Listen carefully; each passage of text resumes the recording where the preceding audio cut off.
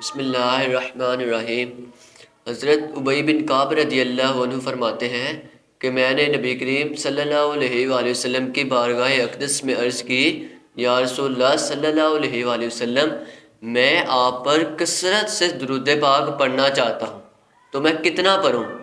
تو آپ صلی اللہ علیہ وآلہ وسلم نے فرمایا، تو جتنا چاہے پڑھ لے۔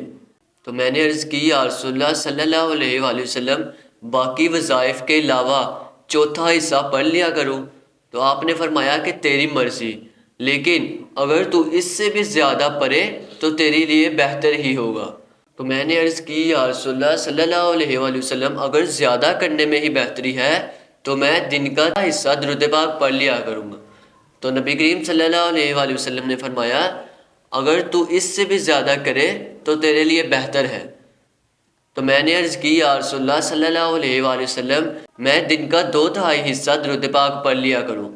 تو آپ نے فرمایا، تیری مرضی، لیکن اگر تو اس سے زیادہ کرے تو تیرے لیے بہتر ہی ہوگا۔ عرض کی، یا رسول اللہ صلی اللہ علیہ وآلہ وسلم، کیا میں دن کا سارا حصہ ہی درود پاک نہ پڑھ لیا کروں؟ تو آپ نے فرمایا کہ اگر تو دن کا سارا حصہ درود پاک پڑھ لیا کرے گا تو تیرے سارے کام سنور جائیں گے اور تیرے سب گناہ بخش دیے جائیں گے۔ لہٰذا ہمیں بھی درود پاک کثرت کے ساتھ پڑھنا چاہیے۔